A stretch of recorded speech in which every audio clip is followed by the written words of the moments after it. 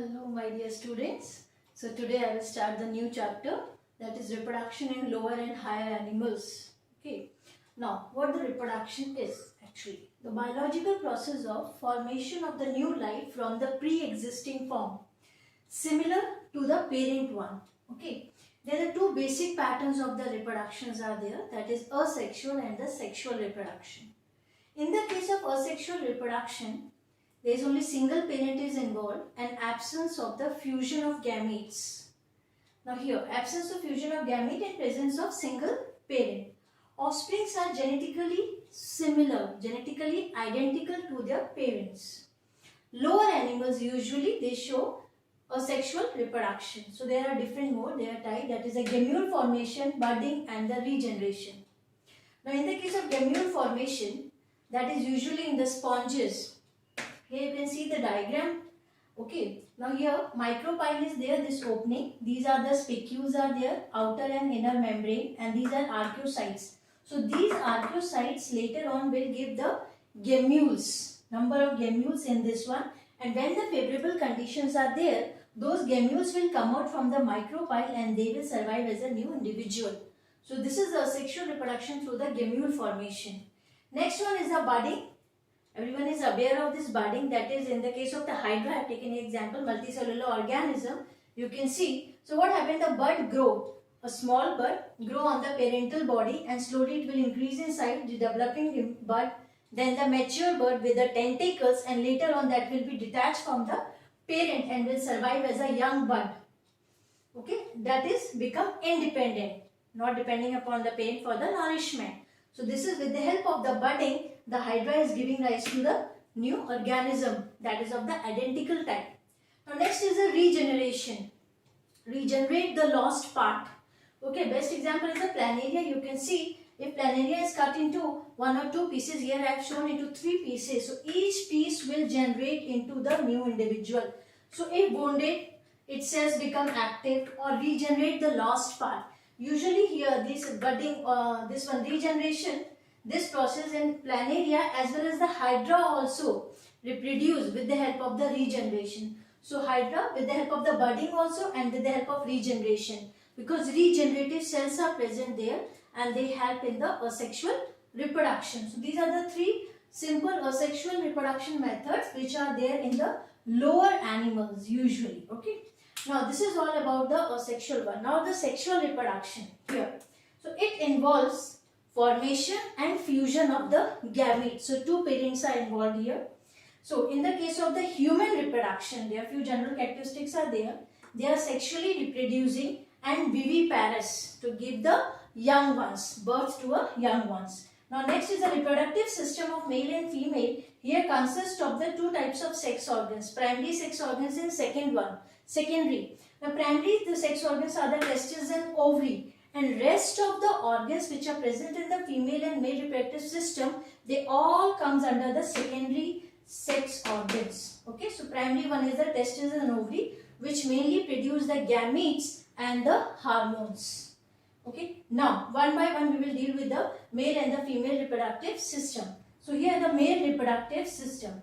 Yeah, one thing you can do when I am telling these important points, what you have to include in the answer for if you are writing for the male reproductive system, because if they ask for the long answer, draw neat label diagram of the male reproductive system and explain all the parts. So there are a few keywords, few important terms are there that you have to include in your answer. Okay. So first of all, because I have not drawn the diagram here of male reproductive system, just open your textbook and keep it in front of you. So when I will tell the parts or the keywords, you can correlate. You can see that in the diagram where it locates. Okay. So one by one, there are a number of characteristics. These are the most important words or the terms that you have to use in your answer related to the male reproductive system. Now here, first one, it includes pair of testes along with the accessory ducts, gland and external genitalia. Okay, so these are the main which are present in the male reproductive system. Testes are paired structure present in the scrotum, okay, which act as a thermoregulator, maintain the temperature for the production of the sperm. Third one, the testis is covered by the dense covering called tunica albuginea. Then each testicular lobule contains the seminiferous tubules inside the testes. When you take the section, there you can, so they have given one diagram of the section of testes also. There you can see seminiferous tubules are present, that is the lobules that contains. Okay, now Sertoli cells provide the nourishment or nutrition to the developing embryo, or sorry, sperms, developing sperms. So Sertoli cells, a long cone type or the pole type structures are present there, that is called Sertoli cells. Then in between the seminiferous tubules, Leydig cells are present, which secretes the male sex hormone. Okay, so tunica albuginea outer covering, then inside the seminiferous tubules are present, then few Sertoli cells are present which provide nourishment to the developing sperm. Then in between the seminiferous tubules, Leydig cells are present which produce the hormone. Which hormone? That is a male sex hormone, testosterone. Okay, now seminiferous tubules at one side join at a rete testis from where vas efferentia arises. So one side, that is a combined joint one, and another side they are connected with the rete testis, and from where the vasa efferentia arise. Now this vasa efferentia opens into the epididymis, the next part of the male reproductive system which lies outside the testis. So here it reaches to the epididymis. Okay, so vasa efferentia. Now next, vas deferens is connected with epididymis. Then union of canal from seminal vesicle and vas deferens from the ejaculatory duct. So after these canal, that comes to the ejaculatory duct, and this duct store and transport the sperm from testis to outside through urethra. This main whole duct. Now penis is the copulatory organ. So these are the parts of the male reproductive system and their functions. Now, other than these parts, very important thing is there, that is the accessory glands which are present. Okay, so those glands are the seminal vesicle, prostate and Cowper's gland. Now one by one, seminal vesicle, what it contains? It contains the fructose. Now what is the function of fructose? That provide the source of energy and provide nourishment for the developing sperm.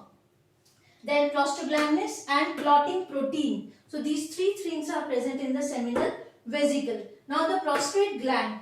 Now this prostate gland secretes, contain that fluid which contains the citric acid. Citric acid here again, that is the sperm nutrition.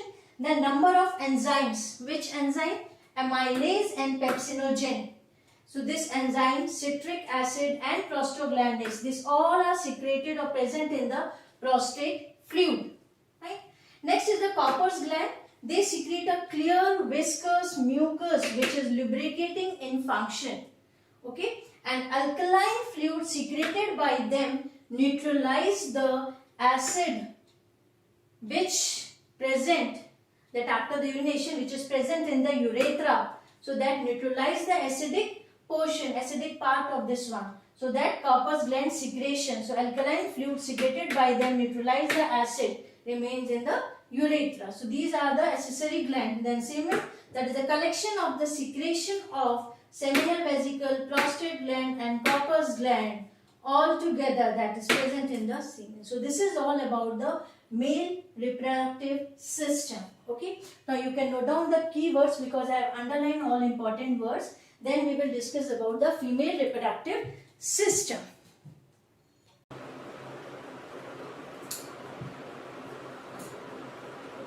Now about female reproductive system. So after the male reproductive system, all the important terms we have seen that. Now here the female reproductive system. Again just open the textbook and keep the diagram in front of you. Okay. Now the female reproductive system consists of pair of ovaries along with pair of oviduct. Oviduct, that is also called as a fallopian tube. Okay. Uterus, cervix, vagina and external genitalia. Now ovary covered by a layer of germinal epithelium. I have underlined all the important terms that you have to remember. Now fallopian tube or the oviduct convey the egg from ovary to the uterus. So fallopian tube here that convey the egg, and fertilization also takes place in the fallopian tube. So that is the passage for the egg from ovary to uterus and fertilization also. That's a very important part of the female reproductive system. Oviduct shows three regions. that is infundibulum, ampulla and isthmus. Now here the ampulla is the place where the fertilization takes place. Okay, now uterus. It is a large, highly elastic and specialized to the the structure of the uterus, that is specialized for the development of embryo. Okay, and it is attached to the body by mesometrium layer. So this uterus attachment with the body is done by the mesometrium. Next, now uterus wall, that is composed of the three tissues. That wall is having the three layers. There is a perimetrium, then myometrium and endometrium. So outer one is called perimetrium, middle is a myometrium and the inner one is called endometrium. This one is very important. Now here, this endometrium consists of a simple columnar epithelium tissues. Okay, it is rich in tubular glands. Which one? Endometrium, the inner one. Because what happened, it undergoes the cyclic changes during different phase of the menstrual cycle. So all the changes takes place that after the fertilization, that is of the male and the female gamete, when it comes into the uterus, so cyclic changes takes place in this endometrium. Now uterus opens into the vagina through the narrow cervix. Now here female external genitalia is called vulva, and which includes the labia minora and labia majora. These are the parts of that one.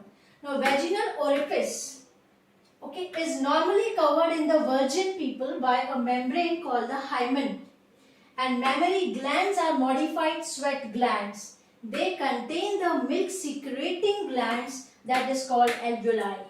So these are the parts of the female reproductive system which play very important role in the fertilization. So today what we have discussed here, this one about the definition, then the two modes, asexual and sexual. Asexual, these are the types. Under the sexual, today we have finished the male reproductive system and the female reproductive system. Okay, so just have a look of those important terms that you have to include in your answer. If they ask, draw neat label diagram of female reproductive system and describe the structure. So these are the things you have to include. Okay, thank you.